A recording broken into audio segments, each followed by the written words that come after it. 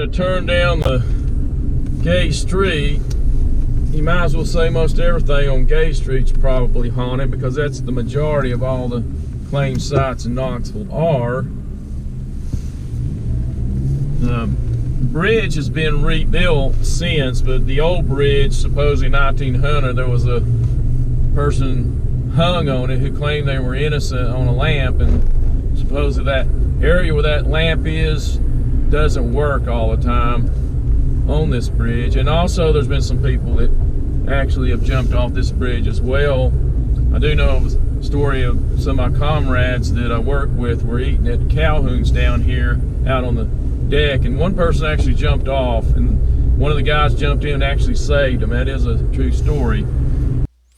So that's actually the story that I always had heard had happened, but looking at Laura Steele's book here was a guy named Lee Sellers, and this guy supposedly was accused of robbing someone and shooting and killing a person, and afterwards a bunch of men and the sheriff went and arrested him and took him down to the actual Gay Street Bridge, which back then it kind of looked like a railroad trestle bridge. It was wood and had a top on it, and they were going to hang him and asked him if he had any last words. At first he didn't say anything, and then afterwards he started confessed, saying he was innocent. He did not do this. He did not kill anybody.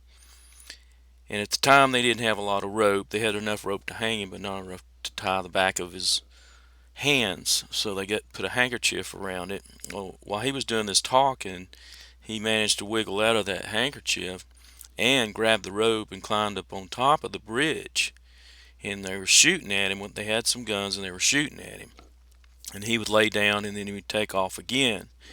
Eventually they had to go to the local merchant place and get the guy to open the store because they were closed, get some more bullets, and they went out there and they chased him down again, and he took off running on top, and they shot and he fell down on top of the bridge. Someone got on top of the bridge and looked at him, and he lunged backwards into the river, and then they found his dead body the next day, and the coroner had said that he had mortal gunshot wounds as well as a broken neck.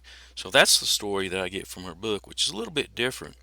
So it is rumored that where he was going to be hanged at, the third light, I think coming from downtown Knoxville, the lamps there don't work or flicker or have problems, and that's one of the hauntings there. So we're coming up on the Johnson building, the brick building here on the right.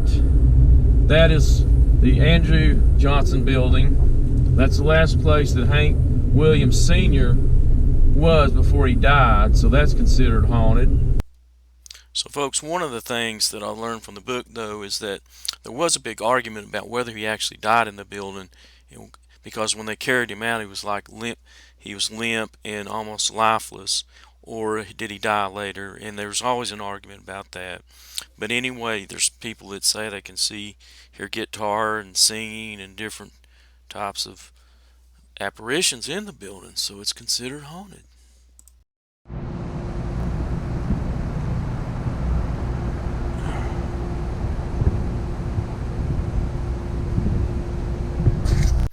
If you take a right as you cross the bridge heading north toward downtown, you'll find a building called the Blunt Mansion. It's one of the older buildings houses in Knoxville. It's often known as the House of Many Eyes from the Native Americans because they said they could see a lot of that in the windows. I think it might have been maybe dimples or bubbles in the old glass back then.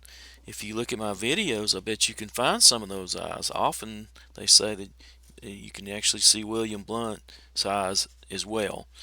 Also, there's people that have been working down there that saw ghost apparitions of children playing in the house. It's definitely haunted.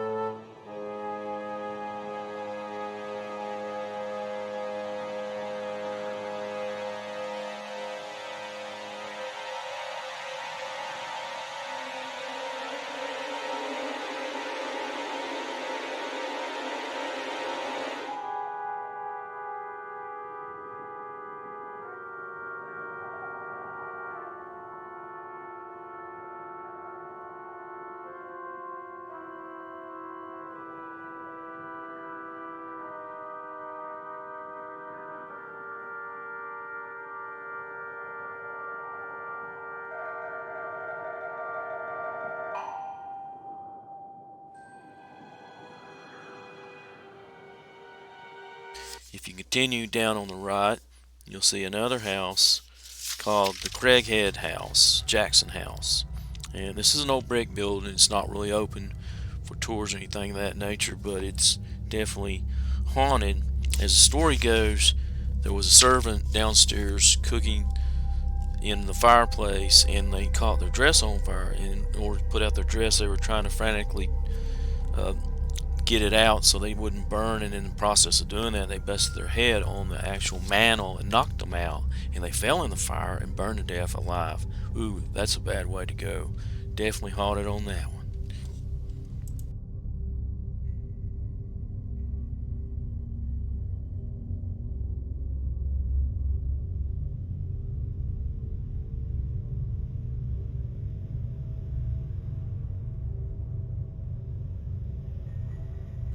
What's even more creepy about this house is there's somebody camped out back behind it, underneath it, in a tent.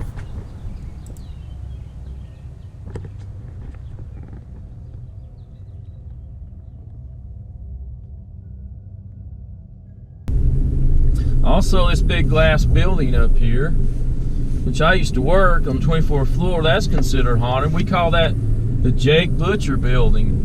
Why? Because Jake Butcher was a banker, and that used to be, maybe still First Tennessee now, but he had a bank there. There was rumors of a secret place in there that actually has a black button on the elevators, and everybody said if you hit that black button, it'll take you to a secret room where they had all their parties and big happenings and things of that nature. So he's passed away since. So the rumor is this is a new haunting, the Jake Butcher building. Some of the rumors of the hauntings are that people see the apparitions of a businessman, or those elevators go up and down to those supposedly secret rooms and nobody's there. Little things like that. Definitely haunted. So here on the left coming up is the BSU Theater. The BSU Theater was a hospital back in the Civil War, and one of the famous General Sanders died there of the Union Army, and is claimed to be haunted.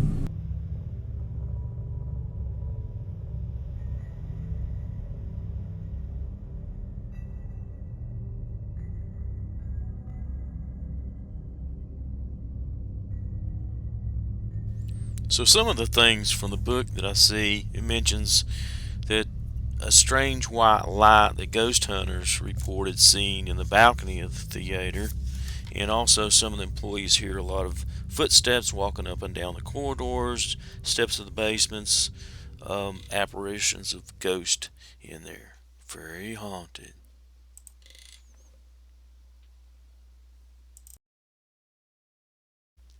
Perhaps one of the most haunted tales is about a person named Abner Baker. Abner Baker was the son of James Harvey Baker, who was a doctor that had a hospital about 10 miles west of downtown in an old building. This building was raided by the Union troops, and Dr. Baker was killed. After the war, Abner came back, and for some reason one day went downtown and got in a skirmish with a former Union soldier named William Hall, and killed William. After that, he got arrested and he put in jail, but it wasn't shortly after that that a mob came and got him and hung him in a tree on the corner. Even after that tree, they say, fell over and died. Many years later, nobody wanted to cut the wood because they were afraid of Abner's ghost. Also, what they call the Baker Peters house now is Finn's Restaurant and Tavern. You can actually go out there and go into the old house, and they have a door in there somewhere that actually has the bullet holes in it, you can see. And it's also considered haunted. I have a video on that you can watch. And it's rumored you can often see a black hooded guardian of the graveyard making its rounds, and with him is a young soldier dressed in gray, which could be Abner Baker. Awful scary.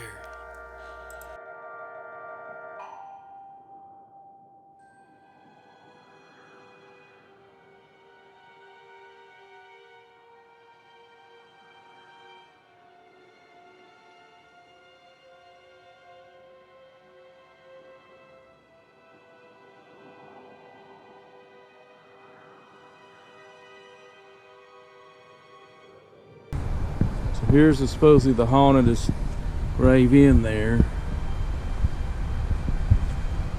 Kind of hard to read because everything's mossed over, but that's Abner Baker right there.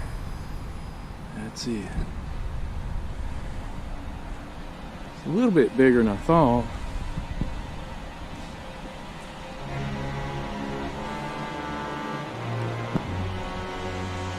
First cemetery of Knoxville, Tennessee.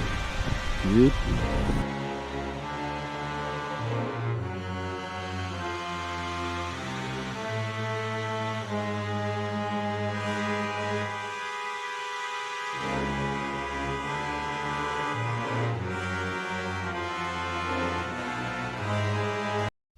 So the story is this: there was a circus that was downtown, and in this was some gypsies that had a white mystical mule. This mule actually died, so they cursed the area downtown. So Downtown Grill and Brewery at Woodruss, there's people that work there, the owners and even the bartenders are claiming to see ghosts down there, and even some of the rooms when they get it there the next day, everything's rearranged, the stools and every bottles and all types of sorts of things in there. But you can get some good food there. So folks, this is just a few of the hauntings that I got out of Laura Still's book. There's so many more other places down here to explore. But as you get to the end of Gay Street, it comes to a dead end, you might say. Take a left and cross Broadway, you come into the old gray cemetery, where this place is magnificent if you go in there to look at it.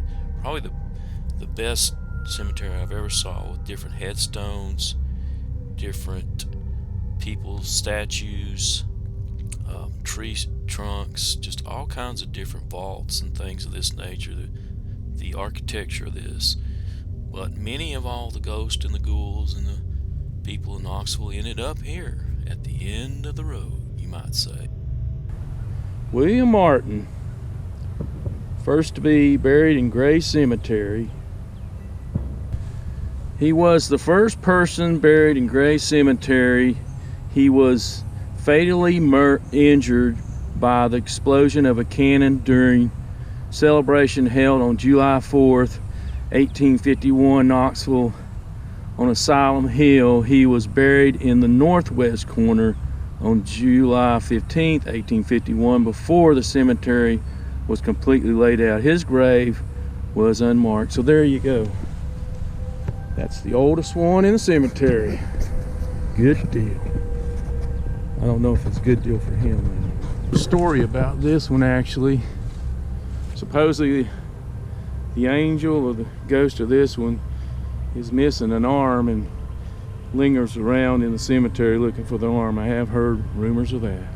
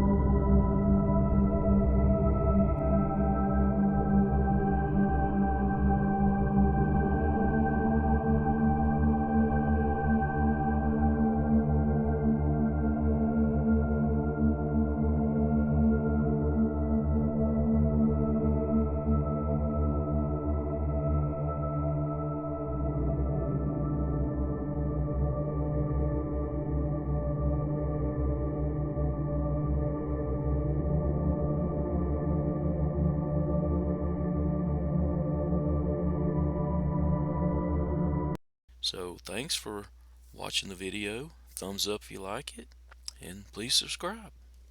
Good day.